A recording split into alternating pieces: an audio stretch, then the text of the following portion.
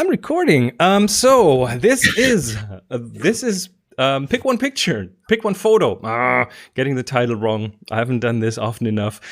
Pick one photo. My name is Chris Marquardt, and the way we do this is, let me show you. I invite a guest. The guest brings one photo, and then the guest picks one photo, and we talk about these photos. As simple as that. Here's our guest, Adrian Stock. Adrian, how are you doing? Oh, I'm very well, mate. How are you? Good to see you. Doing good. Good to see you, because normally we only hear each other. Yeah. So Adrian is the co-host of Sunny 16, co-host and co-conspirator on The Future of Photography. That's a podcast that we do every week. If we can. Usually it works out quite well. We have two more, Emar and Jeremiah, on The Future of Photography. You will see them here on Pick One Photo 2. And let's dive right in. Or did I miss anything important? I don't know. It's your show. No, about you. I mean, about you. About me? Oh no, I don't think so. I think you've got it. I mean, little potted history. I'm an enthusiast photographer. Have been for 10 to 12 years now. So I got the bug fairly late in life, but I did get hit hard. Okay. So let's see. You chose a photo. Before we look into your photo, I would just like to know which of mine you chose, because that might, I don't know, inform what your choice of your own photo was. There might be a connection, maybe not. So here's the page with the photos. Tell me which one you chose. Do you know what? Up until about 20 minutes before we came online to speak to each other, I had a different one in mind. Oh, you chose last minute? Okay. A couple of days ago, and I thought, we're going to do that. I like that one. I like that one. We're going to do that one. And then this morning, I changed my mind again. And the one I've picked now, I've lost the name of it. It's a Japanese hotel room. Okay, it's number 44. There we go. It is number 44. Yes, sorry, I've got it on my screen beside me here, but it's lost the name. I only saw the number. So yes, photograph number 44, which doesn't really do it justice giving it a number, does it? I'll leave that in the back of my mind now, but then let's just talk about yours first, and then we'll come back to that later. Sure. Okay. Well, it was an interesting process going through to try and choose one of my photos. That would be my first question. Was it hard to choose? Hard, not particularly. I was just thinking, because I thought, well, do I go back through a decade of the archives and choose one which I think is important to me? And I thought, well, a lot of the photography that I've done over time has been portraiture, but often of people that are close to me, family members or friends. And I thought, well, that doesn't mean quite so much. So I thought I'd go instead with something which to me is sort of classic. I went with something fresher and newer, and I chose a photograph that I took earlier this year on a cold, wet night in January in central London, and we were out. I'd organised a bit of a photo walk, a bit of an after work photo walk, so it was dark, and the day came around and it was pouring with rain. So we put on waterproof jackets and went out anyway. What I was trying to do was to capture this part of London. For those that know London, it's the Soho part of London, so it's got a lot of lights at night. It's got people. It's busy, and I thought, there's going to be some opportunities to take some sort of nicely lit street photography shots. And that was what I was aiming for, and so I chose one of those, which I feel captures a bit the essence of the night, because it's got a big umbrella in it, and it looks windy and it looks wet, and it was all of those things. that is the center of my focus here. The red umbrella, of course, it's a kind of in a place in a region of the photo that's very bright with the lights in the background, and then the red umbrella. But then there's also the girl in the foreground coming right up behind the wet umbrella, with the behind the black umbrella. So we have these two kind of things, both being kind of the center of the photo while being in the center, physically in the center of the photo. So it's the girl and the red umbrella that I kind of keep going back and forth between. Yeah, there's a lot of stuff going on in that shot. I mean, it really was, a spur of the moment snapshot, zone focused, capture it as you see it kind of shot. Oh yeah, you have to do these that way for sure. Is were you alone there? Was someone else there when you took the photo? Were you in a Uh, group? do you know what? I was I was both in a group and alone, I think, because although I was with a group because I'd organised this meetup, I was pretty much in the zone at the time and pretty much and ignoring everybody else. But Okay. Which is good. I mean, if you have this ability, and if you are at the liberty to do your own thing, it might be annoying to the others. They go, "Are you coming? Are you coming?" But this way, you get the photos. So, what was behind the camera? What was going on behind the camera in the other direction? Do you know that? Do you remember? That's a good question. So as you can see, I'm on one side of the street. So in the background, there's a pub that's lit up, and that's just across a street. And I think I'm stood outside probably another pub. In this part of London, there are a lot of pubs. Yes. So yeah, I'm stood outside either a restaurant or a bar or a pub, and I think you can see just a little bit of plant in the foreground. So as I look back on it, I don't really recall it because I was moving fairly fluidly and fast. But yeah, the little bit of green plant there in the background, in the foreground, is probably there on purpose. Clearly the red umbrella was the thing I was aiming at. And everybody else is just milling around and getting on with their evening, whether they're traveling through the area or whether they've stopped for a drink or whatever it is. Behind the camera, it'd be more of the same, to be honest. Yeah. So and it's very clear that no one in the photo noticed that you were taking a photo. Did you? What kind of a camera were you using? Oh, it's a small point and shoot. Okay. So it's I have a little Fuji camera which has a big sensor, but it is literally about the size of a pack of cards. So it has a fixed, fairly wide lens. It's a 28mm equivalent lens, I think, and it has a snapshot mode where you can set the zone focusing. So literally, all you have to do is point and shoot. It has a mode that's made for exactly that. Okay. Exactly. Yeah. It's great. Huh. Do you know what exactly was it that triggered you pressing the button? Is there like, I mean, good question. And I'm asking this because I have the two different approaches. I have the let me just shoot as much as I can, take it in, and I have the deliberate, like, okay, I'm camping out at this corner, especially in a street situation, and then wait for what's coming my way. The composition is good. I just need someone in there, and then something makes me go, oh, click. I do that actually. I do find a place to hover, but I don't stay for long. When I'm doing this sort of stuff, which is not as often as I would like, but I tend to like to keep moving and looking for stuff. So it's only if the only time I'd ever really stay for any length of time would be if there was some amazing light and I was waiting for somebody to walk through it, for example. Right. If the thing that was really underneath it all, the subject of the photo, was stationary, then I might stay stationary and wait for some traffic, if you like, to come in and to provide something within that. When it comes to this particular shot, and others that evening, I was moving around pretty quickly, trying to spot some light, take a few shots, and move on. That's just kind of where I was. So try and take advantage of exploring the area, the neighborhood I was in. All right. Did you do any edits on the photo, or is it the way it fell out of the camera? It's minimally edited. So given the crop looks like it wasn't that way from the camera. Crop is deliberate, absolutely. So I am a big fan of a very wide crop. So a lot of the time I'll shoot in a 2:3:5 to 1, or shoot with that in mind. Why is that? Why is that? Too much movie going.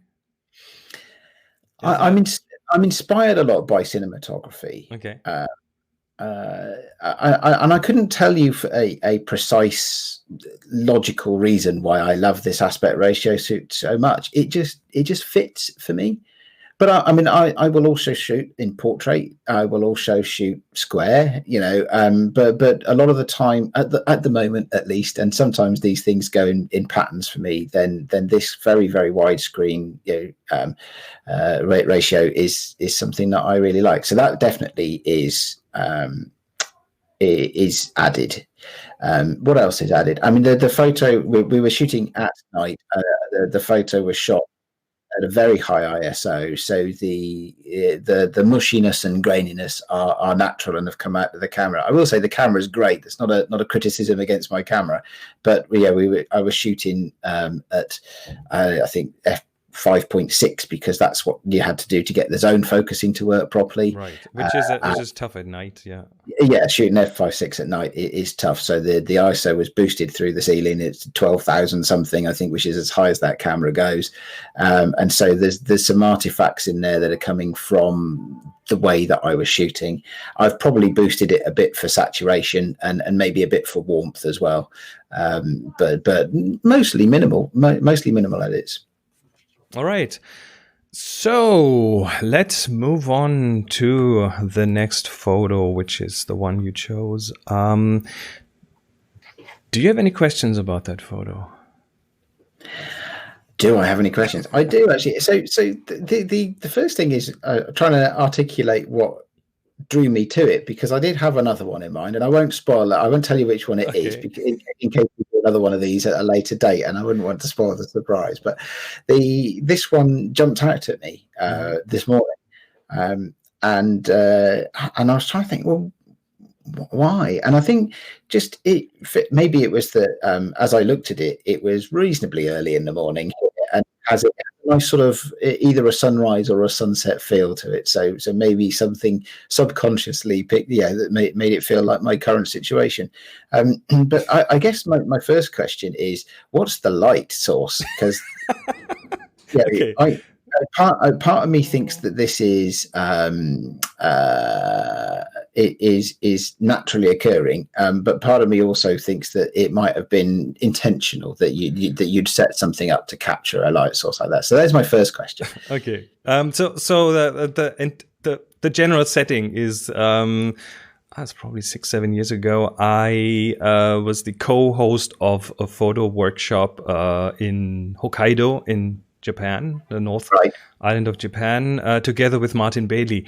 And we had this beautiful tour going to different places, mostly bird-related photography. And in between, he had this really great choice of different hotels. And this was a very traditional Japanese hotel. So the tatami mats, and you take your shoes off at the door. And then there's this bed on the ground with a futon, and the little table with the tea on it, and a heat source under it, so you could sit with your legs under that blanket under the table. Right. Yep. And this, I mean, it is just unusual. Most Japanese people will go, yeah, we know what this looks like. But as a European, you look at it and it is different. And then the paper doors in the back lead to just a small space, which is it's pretty much a bathroom. So you can see the shadow of the sink in the left, and then the light source. And the light source is this was at night, so the light source is one small, fairly small light. It's not a bare bulb, but very small. So it was like a point light source. That is, you can see it directly at the top of the picture. There's this little tiny sliver of light coming through this spot of light in the middle between the doors. And instead of going to sleep, I was like, I need to capture this somehow, because that light was a warm light source, and the paper door turned into this massive softbox. So what I did is I actually set up the tripod. I didn't just put the camera there. I set up a tripod. I put again, it's a 24 millimeter tilt shift photo. Oh, of course it is. Of course it is. Which you can see at the vertical lines of the door are very parallel, so the camera is not tilted, the camera is straight, and the whole thing is shifted down to include more of the foreground. And Just a monochrome nature of it is. I love color reduction. I go for color reduction, and this was like, okay, this is as reduced as it gets. And then I set this. It took me like 4 or 5 minutes to set it up really straight out of the camera, and that was the result. Yeah, and I slept really well there. I kind of a fan of futons, I guess. Well, that's great. That's good story behind that. It's And behind me, behind the camera, is my back is against the wall, so there was the wall and the door right behind me. Yeah, no, it's very evocative of imagery you see, I guess, maybe in movies.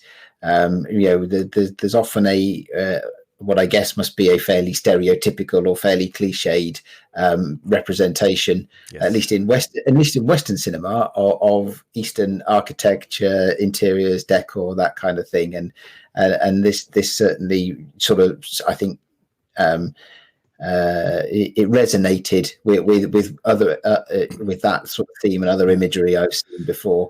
I mean, it's interesting, and I know it's completely different countries, but recently I watched the movie Parasite, which of course was a surprise winner of lots of Oscars, and it was noticeable that to me that it didn't portray.